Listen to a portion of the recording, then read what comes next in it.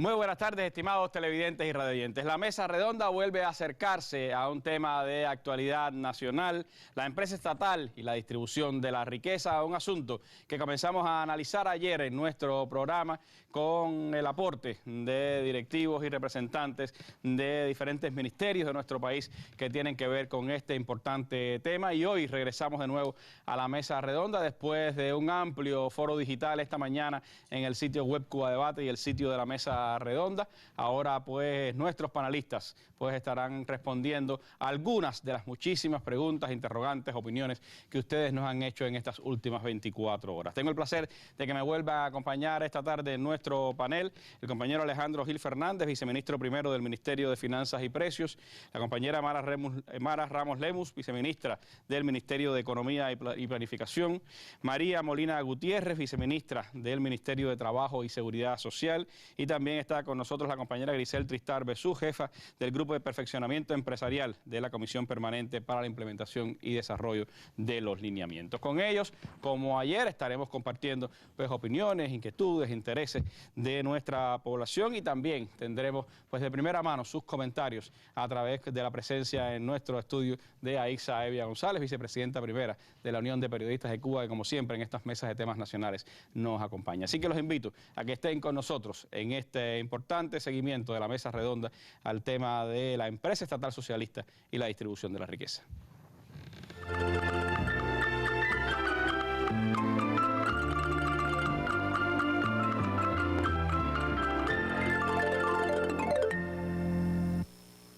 Bueno, les propongo ir de inmediato a escuchar ya un primer bloque de llamadas telefónicas de las que recibimos ayer durante la hora de programa y que refleja varias de las inquietudes que tiene nuestra población. Escuchemos estas primeras llamadas telefónicas.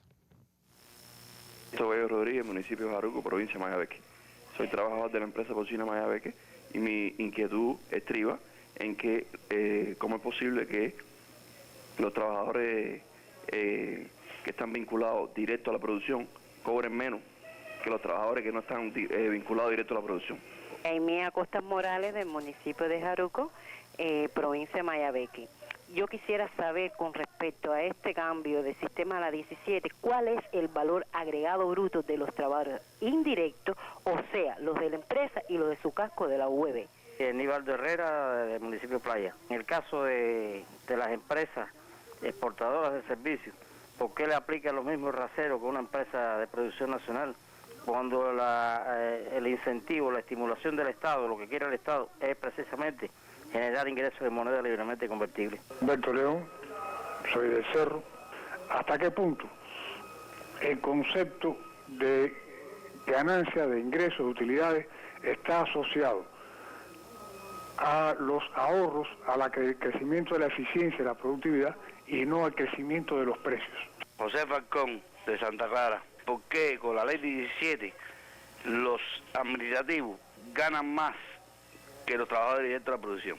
Luis Osorio, soy trabajador de comercio en Sagua de Tánamo y pienso que la ley 17 debe tener modificaciones, puesto que las personas que más se sacrifican a veces no son los que más ganan.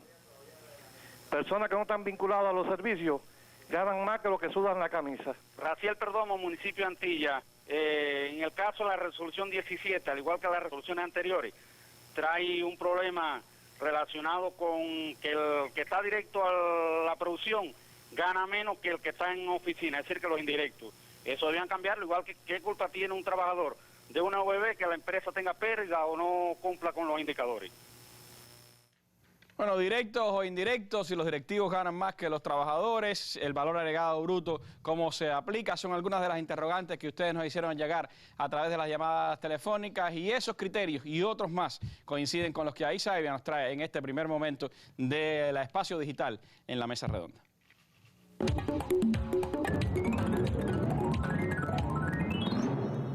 Gracias, buenas noches. Bueno, efectivamente, lo primero que voy a leer es un correo de Zaida Tejeda. ¿Qué dice Zaida? Dice: pienso que existe falta de conocimiento sobre el tema. Cada cual aplica la ley como entiende o como cree que es correcto.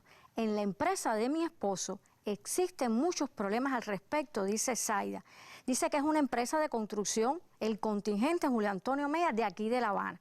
Y sigue diciendo Zaida, aquí el primer error es que ni los trabajadores conocen el sistema de pago que existe en la misma. Plantean que a pesar de crear un fondo de estimulación considerable, no se les paga todo lo que hacen. Otro problema es que en las facturas que les cobran a los clientes está el acarreo de materiales y otros acápites, que incluso lo hacen los trabajadores y esto no se les paga.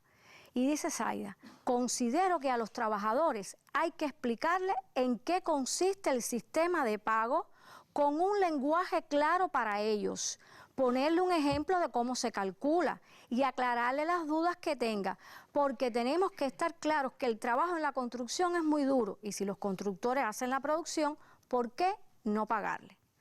Rafael dice, muchos trabajadores que laboran bajo esta resolución no están preparados ni informados de los resultados económicos de su empresa. ¿Qué mecanismos realizan las direcciones de las empresas para que los trabajadores conozcan los resultados económicos de la empresa y le permitan tomar parte activa de la aplicación de esta resolución? Cora dice, está legislado que cuando uno tiene el monto de salario a distribuir entre sus trabajadores, un 30% es para el pago de los indirectos y un 70% para los directos. Jorge Luis Feria, quien es miembro del Comité Provincial de la CTC en Holguín, dice, debió participar un representante de la CTC en la mesa redonda, a partir de la importancia de los convenios colectivos que se firman entre la administración y los trabajadores. Pensador nos dice, seguimos sin encontrar la fórmula. En las oficinas centrales, hasta 2,5 salarios el director general y hasta 2 el resto de los cargos.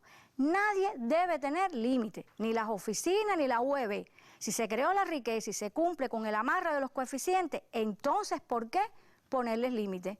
Un obrero se comunica con nosotros y pregunta, ¿y qué sucede con las empresas que producen y sobrecumplen cuando calculan el salario por la resolución 17 y ven que es muy elevado y si es muy elevado lo reducen? Si el pago se hace por resolución, no deberían hacer eso por muy elevado que sea, pues para eso el obrero se esforzó en producir para que el resultado se refleje en su salario y no es justo que cuando llegue el pago se lo topen porque alguien del alto nivel de la empresa cree que es elevado. Dice Carlos que su pregunta está relacionada con el concepto del valor agregado bruto. ¿Por qué si los trabajadores de una empresa están generando mayor valor agregado bruto, los directos a la producción ingresan menos por concepto de pago por resultado? Otra duda que tiene Carlos, que está relacionada con los gastos. ¿Por qué los trabajadores directos a la producción deben asumir el total de los gastos en que incurren los trabajadores indirectos? Y por último, en este primer momento, Guillermo nos pregunta, cuidado, o sea, es una advertencia, es fácil hacer altos volúmenes de producción en valores, no así en físico. Esto quiere decir que es fácil hacer muchos proyectos de vivienda, pero no hacer vivienda. Cuidado con los sistemas de pago, pues si no están bien concebidos e implementados, no cumplen con el objetivo fundamental que será siempre el incremento del bienestar humano en general. Hasta aquí, Randy, con esta advertencia de Guillermo. Interesantes opiniones, Aixa, gracias. Y hay algo que se puede afirmar categóricamente. Solo trabajando se puede avanzar. Solo trabajando se pueden producir los bienes que el país necesita. Solo trabajando se puede producir más alimento. Solo trabajando se debe salir de las dificultades más apremiantes que tenemos. Fidel Castro Ruz, 8 de octubre de 1997. Informe central al 5º Congreso del Partido Comunista de Cuba, presentado en el Palacio de Convenciones.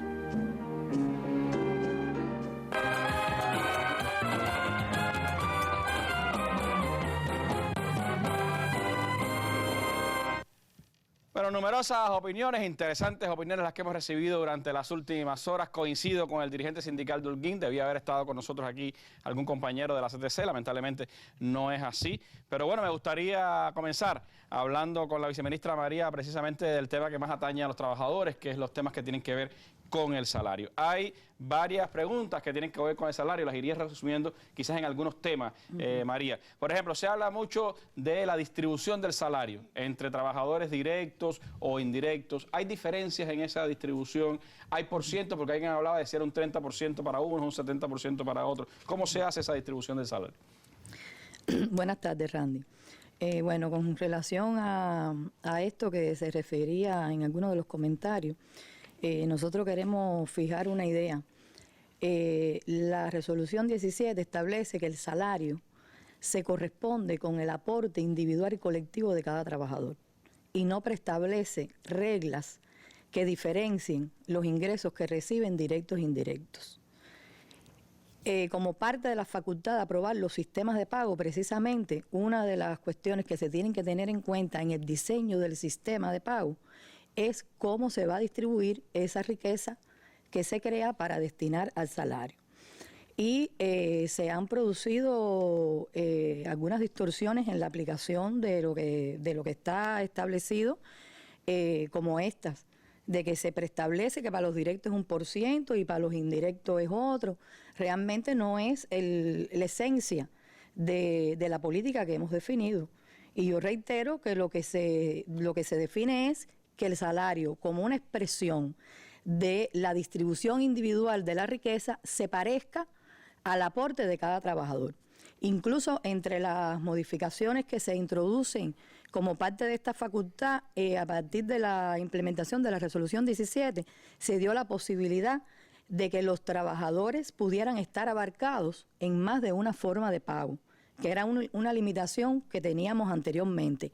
Y esta medida estaba encaminada precisamente a reconocer, a partir de esa distribución, a que los que más aportaban pudieran tener un mayor reconocimiento de ese aporte. El tema de la distribución es una cuestión que, como yo decía, tiene que recogerse desde el diseño del sistema de pago. Y desde el diseño del sistema de pago tiene que definirse qué indicadores son los que se van a medir, tanto a nivel colectivo, a nivel de una unidad empresarial de base, a nivel de una brigada, a nivel de un área, como expresión de la formación del salario, y tiene que establecerse también individualmente a partir de qué forma, es decir, de qué forma cada trabajador va a disfrutar de esa parte que le corresponde y que responde a los resultados que alcanzó la organización como expresión en el cumplimiento de los indicadores directivos a los que hemos estado haciendo referencia. Es decir, al cumplimiento de las ventas netas, de las ventas para la exportación, de las utilidades y con el límite también que hemos definido para ejercer esta facultad hasta el comportamiento que manifieste el gasto de salario por valor agregado bruto, que es el que me define la parte del nuevo valor creado que se va a destinar al salario. Ahora, María, hay varias en las opiniones que recibimos, en las que leímos, otras muchas que llegaron, son decenas y decenas. Hay una percepción de que quizás en algunos lugares se está aplicando mal o, como decían algunos trabajadores, de la construcción, decían, no nos informan, no sabemos, no estamos claros del sistema de pago. Hay algunos que hablaban de que le establecían límites al salario. ¿Tienen límites al salario con la resolución 17?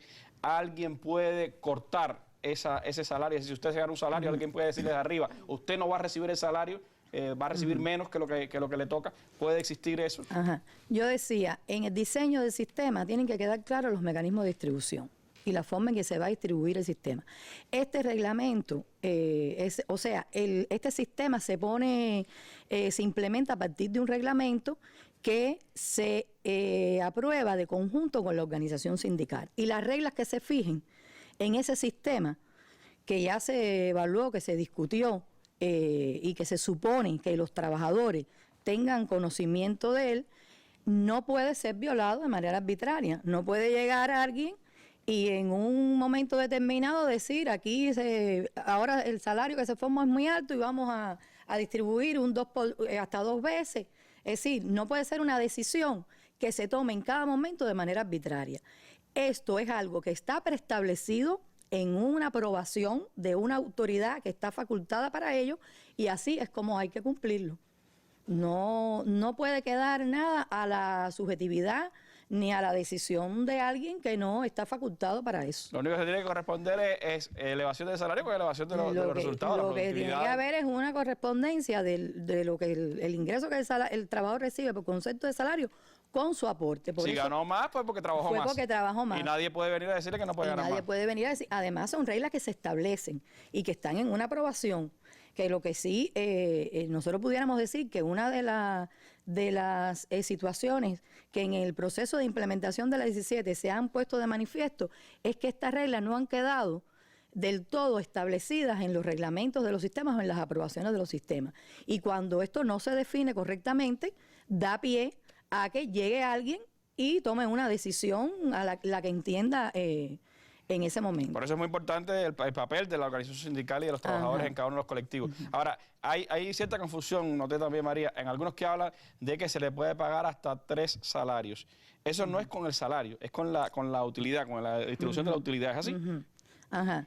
Sí, yo no me voy a referir a la distribución de utilidad, pero efectivamente la regulación, para definir la regulación que define la distribución de utilidades es la que establece un límite de hasta 3 veces el salario. No obstante, yo explicaba ayer en la mesa redonda que como parte del perfeccionamiento de estos mecanismos de distribución del salario y escuchando también algunos de los comentarios que se hacían en relación con lo que ganan los de la oficina central o lo que ganan los indirectos y lo que ganan los directos, se ha definido para la oficina central de las empresas. Solo en esos casos. Solo en esos casos, la oficina central de las empresas, la distribución del salario a partir de establecer una relación con el comportamiento del salario medio de toda la organización en cada periodo.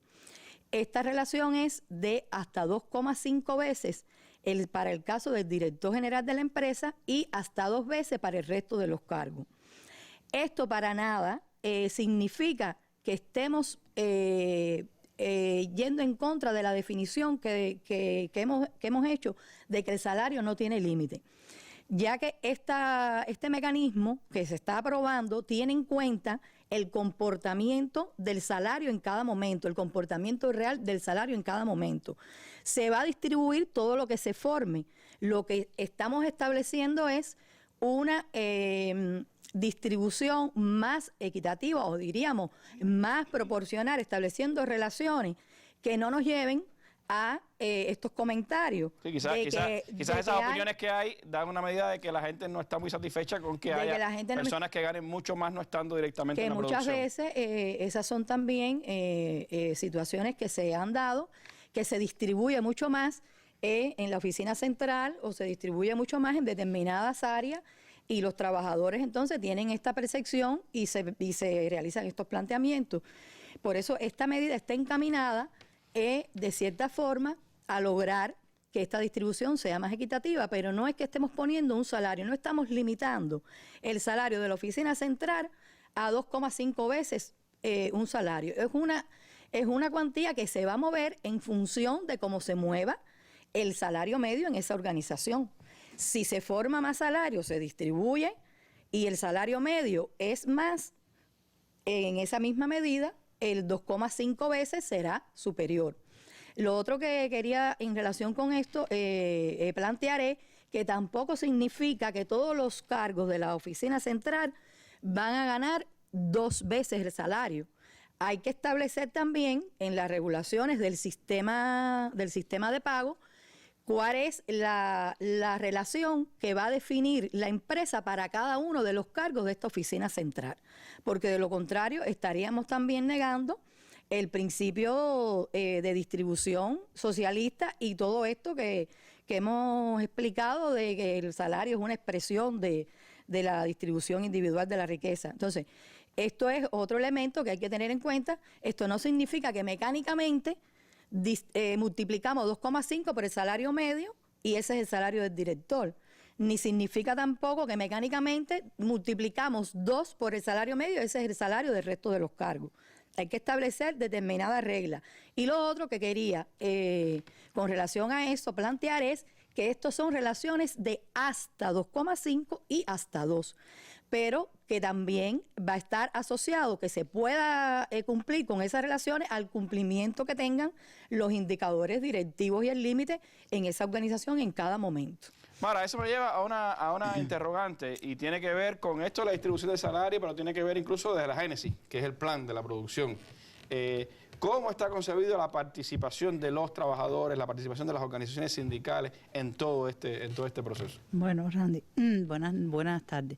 Nosotros, desde el punto de vista de la planificación, en las indicaciones metodológicas para la elaboración del plan, queda fijado en las bases para el plan empresarial la participación del colectivo laboral, a partir de 2 momentos fundamentales. Uno, cuando se conforma la propuesta, que se analiza con los trabajadores y que se va a elevar a la OSDE como Organización Superior de Dirección.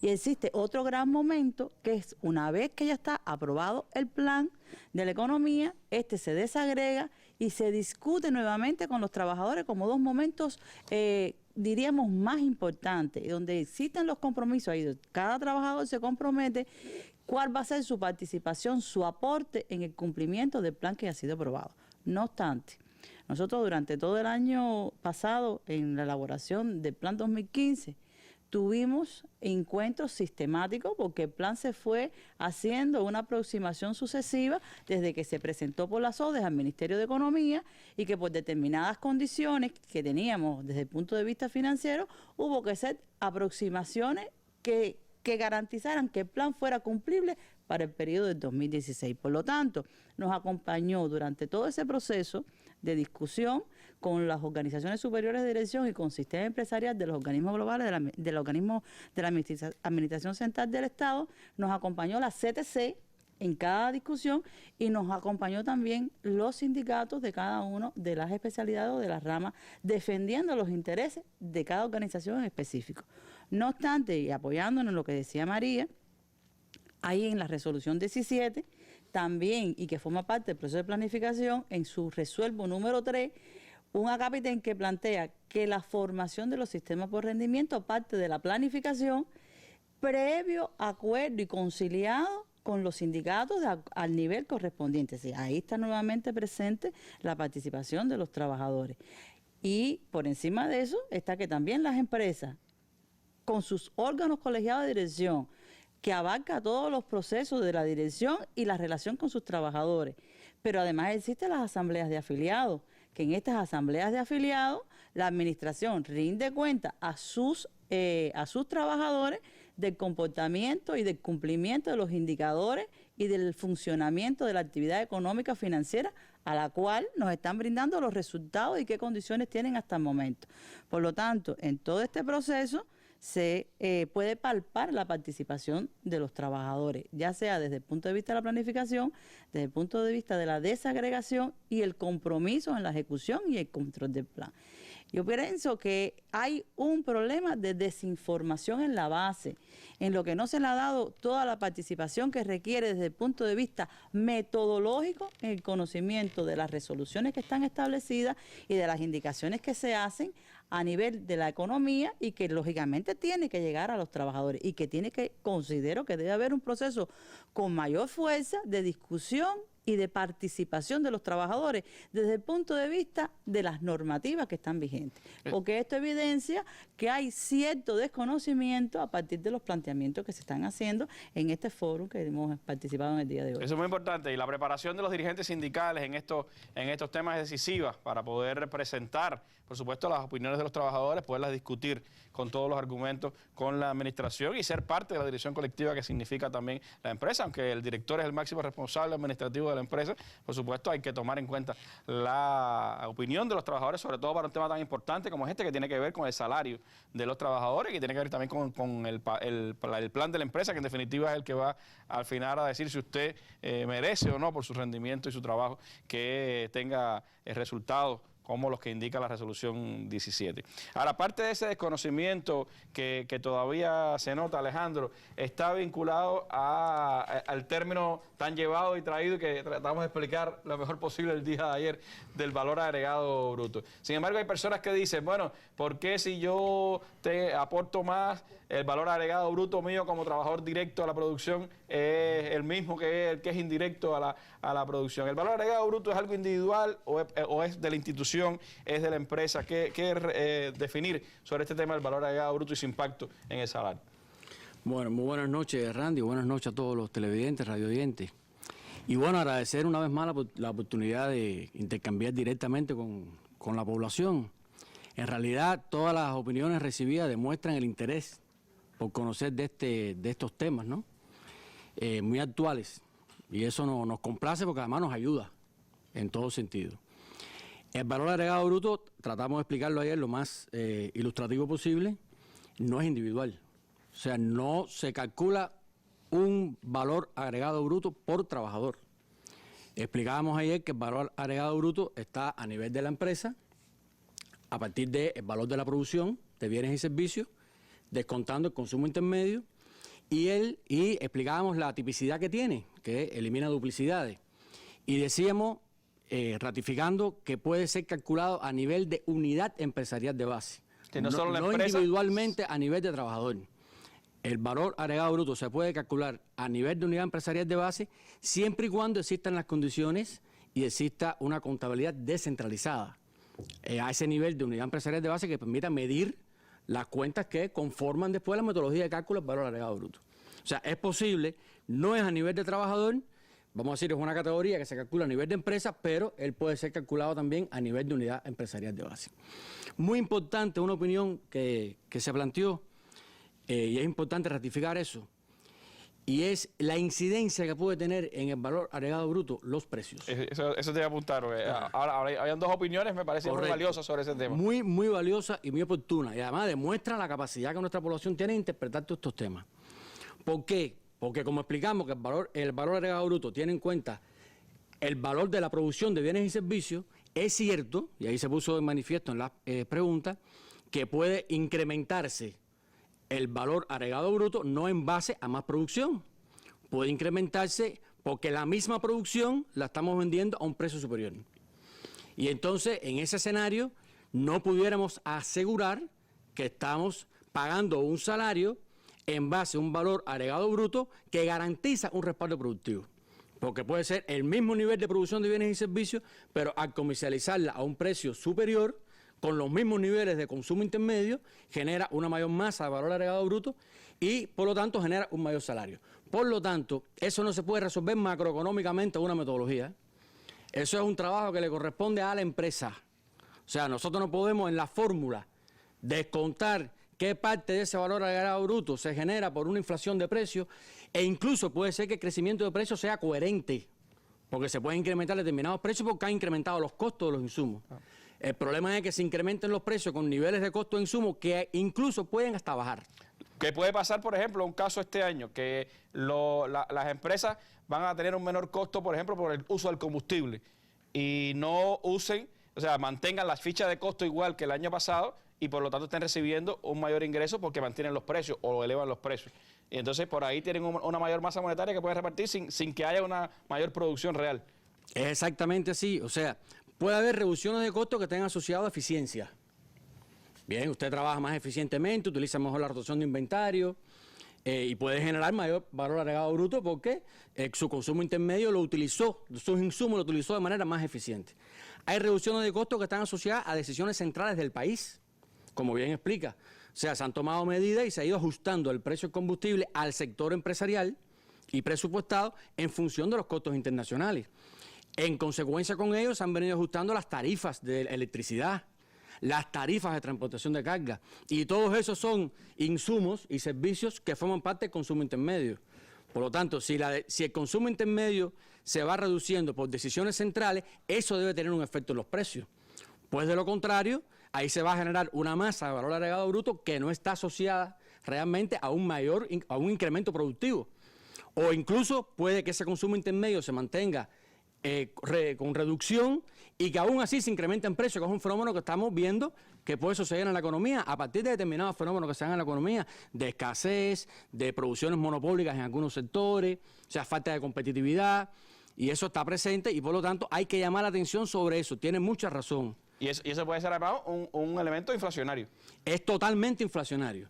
O sea, la medida de decir, si podemos vincular el salario al valor agregado bruto, garantizando que ese valor agregado bruto crece a partir de los incrementos productivos, no hay ninguna duda que ese salario no tiene respaldo productivo y no es inflacionario.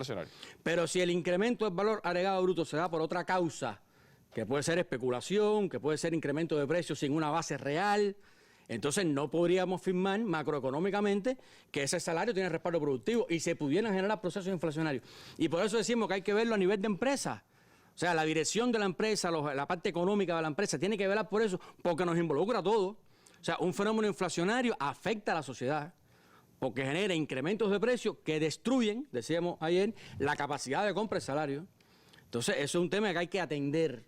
Como parte de este proceso y de la propia preparación que tenemos, hay que atender puntualmente en la microeconomía los efectos que pueden tener los incrementos de precios y los incrementos de valor agregado bruto no asociados a eficiencia y no asociados a más producción. Es decir, un elemento importante, el valor agregado bruto no es diferente, como decía Alejandro, para trabajadores directos e indirectos, no es lo que diferencia el salario que van a recibir y sí puede ser un elemento inflacionario si no se utiliza bien en cada una de las empresas, un asunto importante del que hay que atender. Hay una interrogante, María, que tiene que ver con entidades vinculadas a las exportaciones, pero también la de ella en entidades del turismo, por ejemplo, que hablan sobre los problemas que tienen ellos con la resolución 17 y el tratamiento que le está dando la resolución 17 a esos sectores. En las nuevas decisiones hay algunas diferenciaciones con algunos sectores en específico. Sí, Randy, entre las medidas aprobadas en el Consejo de Ministros de diciembre, se ha decidido en el caso del sector del turismo, por ejemplo, teniendo en cuenta las características de la planificación de esta actividad, el comportamiento histórico del cumplimiento de sus planes y otros factores que fueron evaluados, aprobar un tratamiento diferenciado para aplicar la forma de pago por rendimiento. Y este tratamiento consiste en medir el comportamiento de los mismos indicadores en relación con el periodo anterior en lugar de contra el plan. Esto da la posibilidad de reconocer los crecimientos en los niveles de actividad que tiene este sector de manera sistemática y anualmente, aun cuando no se llegan a cumplir los planes. También en el sector del turismo se evaluó determinadas situaciones, por ejemplo, en el caso de los hoteles que se ponen en explotación, que durante un periodo de tiempo de hasta un año no es conveniente aplicar la forma de pago por rendimiento, teniendo en cuenta que esas instalaciones tienen este periodo en que no existe una correspondencia. Pero puesta en marcha siempre. Una puesta en marcha donde no existe una correspondencia entre los niveles de gasto y los niveles de ingresos que generan. Y como parte de este tratamiento diferenciado se ha definido también que en el caso, por ejemplo, de los nuevos hoteles que se ponen en explotación mantengan la forma de pago a tiempo por el periodo de hasta un año. Y otras instalaciones que se ha acordado en el análisis realizado que también mantengan esta forma de pago a tiempo, como es el caso de los hoteles que operan bajo la modalidad de todo incluido. Con relación al tema de las exportaciones, se ha decidido también que exista la posibilidad de realizar determinadas adecuaciones para organizaciones empresariales de base o empresas que no se ajustan totalmente a lo regulado en la resolución 17. Y para ello, en estos momentos se están realizando análisis de algunas actividades, como por ejemplo el caso de la actividad de comercio exterior, y otras como, por ejemplo, la actividad de acueducto y alcantarillado, también el sistema eléctrico y el sistema de combustible, ha presentado sus propuestas y la medida prevé que estas propuestas, previas a su aprobación, sean presentadas al Ministerio de Trabajo y sean evaluadas de conjunto con los Ministerios de Economía y Planificación, de Finanzas y Precios y con la Comisión de Implementación. Y estamos ya en este proceso de que se han presentado las propuestas por parte de las organizaciones y estamos en el proceso de su evaluación. Gracias, María, por la respuesta. Este jueves, en la Mesa Redonda, una mirada cubana a la informática. Detalles sobre la próxima Convención y Feria Internacional Informática 2016 y la recién constituida Unión de Informáticos de Cuba serán ofrecidos el jueves en la Mesa Redonda que transmitirán Cubavisión, Cubavisión Internacional y Radio Habana Cuba desde las 7 pasado meridiano. El canal educativo retransmitirá este programa al final de su emisión del día. Mesa Redonda. Nuestras armas son las ideas.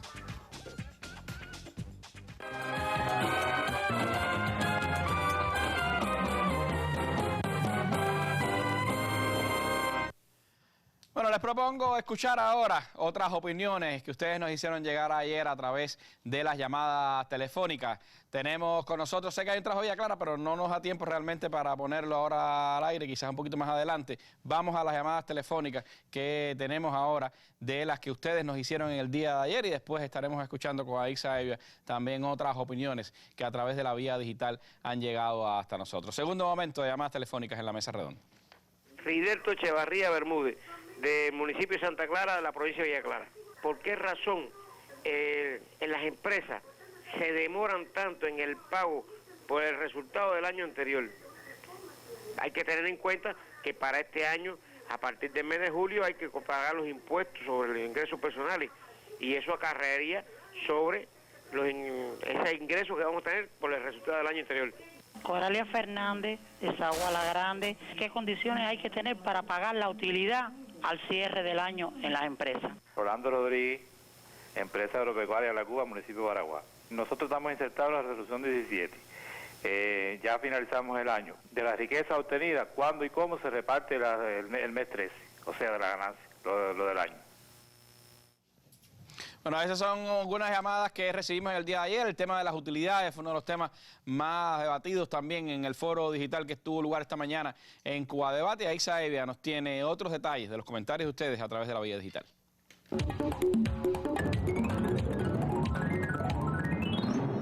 Sí, efectivamente, Randy. Precisamente Rubio nos envió un correo con esa inquietud y dice: soy un trabajador de la fábrica de pienso Santiago y al igual que yo, todos los trabajadores tenemos muchas dudas sobre el tema de las utilidades y su distribución. Es necesario que se explique con detalle este tema. Rafael vía internet se comunica y dice: la empresa estatal está localizada en La Habana. Las provincias solo tienen UEB. Según mi modo de ver, eso es como decir que todos los puntos de vista, todas las ideas son con la óptica del que está allá en La Habana. Y además, los mejores salarios están en La Habana. También aquí se concentran las inversiones. Todo es donde está la empresa. Si esto es así, ¿de qué flexibilidad estamos hablando? ¿Qué posibilidades van a tener esas UEB ubicadas en los territorios? Chipojo, así se nombra esta persona, vía internet, dice: trabajo dentro de una empresa nacional que tiene UEB en cada una de las provincias. Se nos ha informado que cada UEB tiene su propio proceso contable. Sin embargo, quien decide si se paga y la cuantía es la empresa. José Carlos pregunta: ¿por qué los OSDE y ministerios le quitan las facultades a los directores de empresa? Un lector dice: en mi empresa se paga por la 17. Un mes cumplimos casi al 200% las ventas porque somos una comercializadora y casi salimos penalizados. No sé muy bien por qué nunca nos dieron la respuesta. Creo que una de las UEB del país no cumplió y en La Habana decidieron utilizar el dinero de las demás UEB para que ninguna tuviera pérdidas. Y termino, Randy, con un correo electrónico de Isabel Castañeda y Gonzalo Rubio. Dice, y es muy importante lo que dicen, dice: estas medidas relacionadas con las empresas debieron desencadenar apreciablemente la creatividad y la laboriosidad de las fuerzas productivas. pero me parece que aún permanecen como asignatura pendiente. Al parecer, las nuevas normas lo permiten, pero la cultura empresarial no alcanza. Hasta aquí, Randy, las inquietudes. Gracias, Aixa.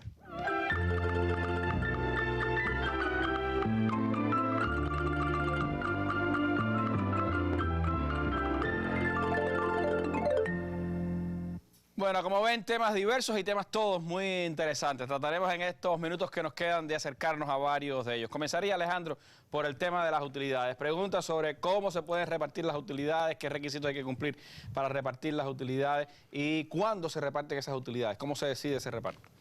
Bien, Randy, bueno, una cosa es el salario y otra es las utilidades. ¿El salario es de todos los meses? El salario, correcto, es de todos los meses y responde al aporte individual. Al aporte individual del trabajador, bueno, ya aplicado a la viceministra María Molina. Y las utilidades dependen de un resultado colectivo y está asociado al aporte colectivo de los trabajadores porque se genera a nivel de la empresa. Vamos a explicar un poco eso para que se pueda comprender a partir de las dudas que se están planteando. Y las características de nuestro sistema que hacen posible eso. ¿Cómo se crea una empresa? Una empresa estatal se crea inicialmente con una inversión del Estado. El Estado hace una inversión inicial, esa empresa genera después ingresos en su proceso productivo, prestación de servicios, genera ingresos, genera gastos y tiene una utilidad. Y vamos a decir que el Estado, por la vía de fisco, como fisco, obtiene ingresos de esa gestión empresarial a través de los impuestos. La empresa paga impuestos sobre utilidades, la empresa paga impuestos sobre la fuerza de trabajo, la empresa paga impuestos sobre las ventas y esos tributos, impuestos van al presupuesto del Estado para financiar el gasto público. Y después de haber cumplido sus obligaciones fiscales, la empresa tiene una utilidad. Y en términos conceptuales, prácticos, esa utilidad es un dinero que corresponde al dueño, en el sentido de que ese es el rendimiento de la inversión inicial que el dueño hizo. O sea, el Estado, en su carácter de dueño, representante de todo el pueblo, hizo una inversión en la empresa y la manera que tiene de rentabilizar esa inversión es a partir del aporte por el rendimiento de la inversión estatal. Fíjate que así se llama, aporte de rendimiento de la inversión estatal. ¿Por qué? Porque hay una inversión estatal inicial que tiene que rendir. Y ese aporte de rendimiento es un ingreso que va al presupuesto del Estado, ya no como fisco, ya el Estado en su función de dueño. Porque es el rendimiento de esa inversión inicial que hizo. Las características de nuestro sistema socialista, en esa propiedad social, que es propiedad de todo el pueblo, y que también como trabajadores somos dueños de esos medios de producción, permiten que parte de esa utilidad se distribuya como estímulo a los trabajadores. Eso tiene un concepto detrás, porque si estuviéramos hablando de propiedad privada, esa utilidad es un dinero del dueño, el trabajador lo que recibe es salario.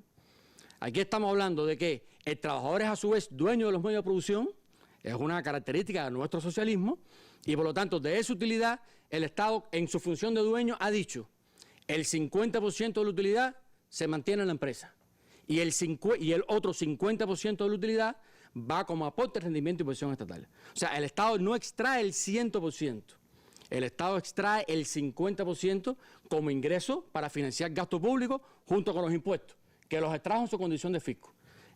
Y el 50% se queda en la empresa. Y con ese 50% la empresa crea reservas, como hemos explicado, una de las cuales es la reserva para el estímulo por la eficiencia económica de los trabajadores. Entonces, la pregunta sencilla, ¿qué hay que hacer, qué hay que cumplir para poder tener derecho a la distribución de utilidades? Primero, tener utilidades. Segundo, cumplir los indicadores directivos aprobados por el Plan de la Economía, que los explicó ayer la viceministra Mara. O sea, hay un grupo de indicadores directivos, la empresa los tiene que cumplir porque así garantiza que está respondiendo a los intereses de ese plan que se le aprobó y que las producciones no fueron con cualquier destino. Y garantiza muchos de los temas que hemos hablado aquí, de los riesgos que pueden estar cuando el propio compañero planteaba lo de la vivienda. O sea, si el encargo estatal es la construcción de vivienda, no es la vivienda que se quedó por la mitad. Entonces, eso hay que chequearlo a la hora de hacer ese análisis. Y por otra parte, la empresa tiene que tener una auditoría satisfactoria o aceptable, auditoría financiera, que no exceda de un plazo de 18 meses, porque tiene que haber una garantía de la razonabilidad de esos estados financieros que dicen que hay una utilidad. Para yo una utilidad tiene que haber una acción de control que certifique y verifique que eso es correcto. Una vez, o sea, los 3 requisitos básicos, tiene que haber utilidad, tiene que cumplir los indicadores directivos del plan y tiene que tener una auditoría con resultados satisfactorios o aceptables. ¿Por qué a nivel de empresa? Porque aunque se creen utilidades a nivel de UEB, la empresa es la persona jurídica, es la que lo distribuye y es la que recibió la inversión inicial. No quiere decir que el trabajador de una UEB no tenga derecho a la distribución de utilidades, todo lo contrario.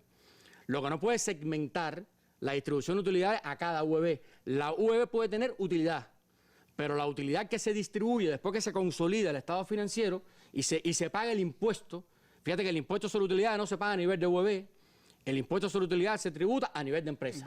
Y por lo tanto es a nivel de empresa que se genera una utilidad neta. Y por ese resultado colectivo, ya no por el aporte individual, por ese resultado colectivo es que entonces se distribuye la utilidad. Y esa utilidad, como se ha explicado, tiene un tope en estos momentos que es de hasta 3 salarios mensuales. Pero es importante que se conozca que eso es posible hacerlo en Cuba por las características de nuestro socialismo y que somos propietarios y dueños de esos medios de producción y que por lo tanto, fíjate que antes el Estado retenía el 70%, o sea, ya se dio un paso y se incrementó en un 20% más lo que se queda a nivel de empresa. Y esto es un sistema nuevo, esto es un sistema que lleva 2 años implementándose al sector empresarial del país completo, porque anteriormente se aplicó al sector empresarial de las empresas que aplicaban el sistema de perfeccionamiento empresarial. Lo estamos perfeccionando. Es correcto que se plantee la necesidad de acelerar el tiempo y de que se pueda... De que le llegue la utilidad más rápido al trabajador. En eso estamos trabajando para que una vez que se concluyan los estados financieros, se disponga de la utilidad, se puedan establecer los indicadores. Eso es un proceso que no está resuelto, pero que nos corresponde a nosotros trabajar de forma tal que se acelere. Hay que aclarar que el primer compañero planteaba que a partir de julio se pagan los impuestos sobre ingresos personales. No hemos dicho eso. Lo que se aclaró aquí, se ha planteado aquí, es que durante el segundo semestre del año, que se están dando los seminarios para que los trabajadores del sector estatal, de las empresas del sector estatal, comiencen al pago del impuesto sobre ingresos personales. Pero no exactamente se ha decidido que sea a partir de julio. Una aclaración que hay que hacer porque, bueno, como quedó dicho eso ahí. Pero lo importante de esto es que el proceso de distribución de utilidades es algo nuevo, novedoso, responde a las características de nuestro socialismo, la posibilidad que tenemos de hacerlo por ser dueños de los medios de producción y que estamos en un proceso de perfeccionamiento y que ha rendido muy buenos tributos. Hay también algunas preguntas, eso es muy importante porque se habla de que aquí las UEB no son las que directamente actúan, sino las empresas, pero hay muchas interrogantes y me gustaría que Mara y María de una manera rápida me explicaran. Hay algunas interrogantes, nos pasó también en la otra mesa, sobre las UEB. ¿Hasta dónde tienen potencialidad y hasta dónde tienen facultades las UEB que hoy todavía incluso no se están explotando, Mara? A ver, las UEB siempre han existido. ¿Qué pasa? Que con el reordenamiento de los organismos de la Administración Central del Estado, que se han convertido una parte de su sistema en OSDE y de esas espacios de su sistema en empresas nacionales, se han desmembrado una cantidad mayor de las unidades empresariales de base. Ahora, ella forma parte del conjunto de la OSDE y por lo tanto es el nivel primario de donde se comienza todo el proceso. Por lo tanto, ese es el nivel el eslabón más importante que tiene una organización superior de dirección, porque es donde se comienza la planificación, es donde se comienzan a producir la riqueza, la producción de bienes y de servicios y que por lo tanto tiene la importancia que reviste una unidad empresarial de base. Esté fortalecida o no esté fortalecida, es lo que tienen que trabajar. Y eso es responsabilidad de las empresas y es responsabilidad de los OSDE, darle las facultades que tienen. Ellas, desde el punto de vista de su organización, pueden llegar a planificar todos sus indicadores económicos, pueden llegar a calcular su valor agregado bruto, pueden llegar a calcular sus utilidades, pueden establecer las normas, sus normas de distribución, de formación y distribución del salario. Lo que pasa es que hay que darle a esa unidad empresarial de base la fortaleza que necesite para poder aplicar todo lo que estemos estableciendo hasta la fecha. En el caso de la distribución del salario, no así en el de las utilidades, pero en el caso de la distribución del salario, María, hay modificaciones que se han adoptado a partir de esas propias cosas que se decían, es decir, que la UEB cumplió, que otras no cumplieron, y entonces a mí no me dan salario porque las otras no cumplieron. En ese caso, ¿cuál es la decisión que se tomó? Bueno, nosotros explicábamos ayer que como parte del perfeccionamiento de estos mecanismos de distribución, en el caso de la UEB, hoy se está ratificando primero la facultad que tienen los directores de empresas de desagregar los indicadores directivos, límites y otros indicadores que determinan la formación del salario hasta este nivel. En segundo lugar, que esta facultad se ejerce teniendo en cuenta las características que tiene la empresa. Es decir, tampoco estamos diciendo que es obligatorio hacer esta desagregación. Es una facultad que tienen las empresas que para hacerlo sí tienen que tenerse en cuenta determinados requisitos. Y Alejandro explicaba el tema de que el valor agregado bruto se puede calcular hacia este nivel. Yo creo que es uno de los pasos fundamentales que hemos dado, que tiende a que exista esta posibilidad hoy de que la UEB pueda hacer estos análisis, pero tiene que también tener creadas las condiciones a ese nivel desde el punto de vista de la contabilidad que posibiliten medir y certificar el cumplimiento de los indicadores directivos. Yo creo que es una de las medidas más importantes, teniendo en cuenta que, como tú decías, ha sido uno de los reclamos más reiterados. Y lo otro que se ratifica o que se establece como parte de esta medida es que la UEB, que haya tenido desagregados sus indicadores y que pueda medir y que pueda determinar el salario que se formó a partir del cumplimiento de esos indicadores, puede distribuir su salario con independencia del resultado que tenga la empresa, que es una de las limitantes que hoy tenemos en la actual resolución. Eso me parece que es una de las cosas más importantes que tienen esas modificaciones, y eso empieza a ejercerse a partir de abril, ¿es así? A partir del 1 de abril se ponen en vigor todas estas modificaciones. Que eso es muy importante para todas las unidades empresariales de base. Dedico los últimos minutos a Grisel. Muchas opiniones escuchamos sobre la empresa. Unos defienden que la flexibilidad ha tenido resultados, otros dicen todavía no hay una mentalidad empresarial que lleve a que los resultados realmente se vean. ¿Qué valoración tienen a la altura de este momento de lo que está ocurriendo en el tema de las empresas, lo positivo y lo negativo que sigue quedando? Bueno, buenas noches, Randy, y a todos los demás compañeros que nos escuchan y nos ven. Efectivamente, ha sido un debate extremadamente interesante y nos retroalimenta muchísimo porque nos ratifica que lo que estamos haciendo es factible y por otra parte que tenemos que seguir avanzando. Y es verdad que hemos tenido estos dos niveles, el que dice que no llega y el que dice que no estamos preparados. Lo que sí nadie ha dicho es que no hay facultades y que no ha habido transformación. Y ha habido un reconocimiento que ha quedado validado en este mismo escenario de que ha habido un proceso gradual y dialéctico de desarrollo de todas estas facultades que se han ido dando. Y yo creo que es cierto también y es justo que ha habido algunos indicadores que nos demuestran que hay algunos resultados. María Molina, la viceministra, en el día de ayer decía, bueno, cerramos en el 2015 con 81 empresas con pérdidas. Sí, pero es que en el 2011 estábamos hablando de 403 empresas con pérdidas que acumulaban en su total en el entorno de los 1.200 millones de pérdidas. Y ya hoy estamos hablando de 81 empresas. Pero también entonces, en este término, hace 2 años atrás, nosotros decíamos, tenemos en el entorno de 120 empresas estatales que durante más de 3 años están operando con pérdidas. Al cierre de 2015 tenemos 7 empresas que durante los últimos 5 años operan con pérdida. Por tanto, hay una concentración y una reducción de estos indicadores. Y si vamos a hablar de estos resultados negativos, ¿no? Y si hablamos de salario igual, decíamos en el día de ayer, bueno, 743 pesos de salarios medios, pero empezamos hablando de hace 2 o 3 años atrás de 500 pesos, 611, 743.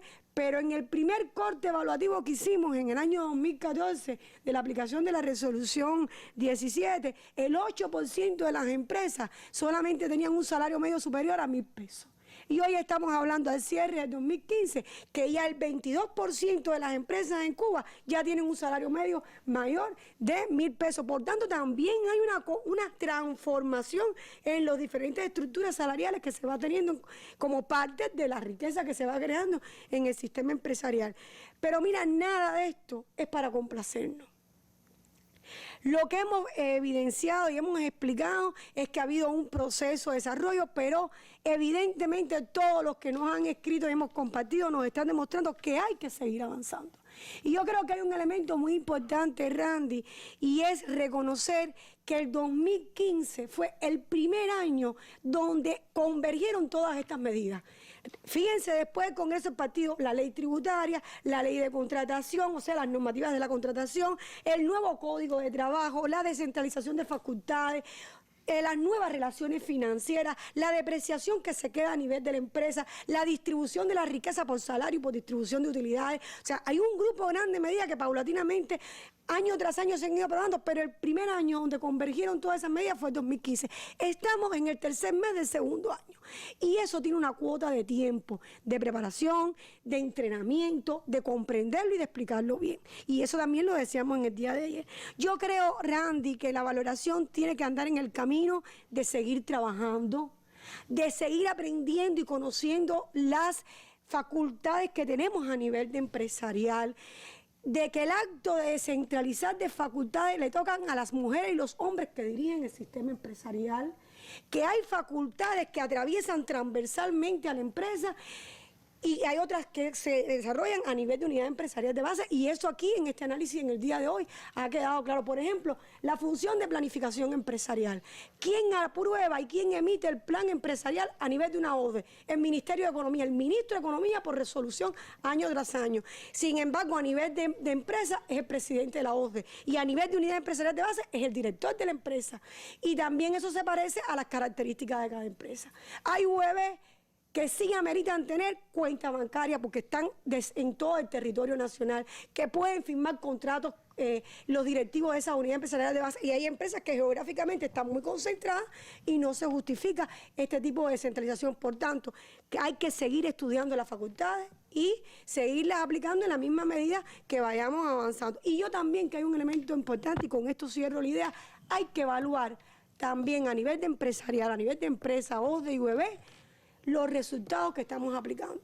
Y si nosotros hemos dado muestra hoy de que se ha ido dialécticamente tomando medidas que ayuden a mejorar lo que no sale bien o lo que debe salir mejor a nivel empresarial, también hay que ir tomando medidas para ir erradicando todos estos señalamientos y todas estas opiniones que han salido a la luz de los análisis que hicimos hoy sobre los resultados de la mesa redonda. Y sin duda, como dijimos hace un año cuando salía en esta aplicación de la resolución 17, necesitamos un nuevo empresario socialista, un empresario que piense, que actúe, que busque las mejores soluciones para su colectivo, y también necesitamos colectivos laborales, sindicatos cada vez más activos en cada una de nuestras empresas, de manera que el resultado final sea más eficiencia, más producción y por supuesto más bienestar para toda nuestra sociedad. Yo les agradezco muchísimo a ustedes haber compartido con nosotros estos 2 días de opiniones, habernos acercado a un tema tan importante, tan interesante para el país, que como decía Grisela, está en dialéctica, está en cambio, tiene nuevas modificaciones y que van por supuesto en beneficio sobre todo de nuestros trabajadores. Gracias por haber estado con nosotros y nos vamos con nuestras imágenes del día, el eclipse del día de ayer, Día de la Mujer, que no pudo eclipsar a nuestras mujeres, pero que sí, bueno, pues llevó sombra a una parte del planeta. Con estas imágenes nos despedimos. Buenas noches.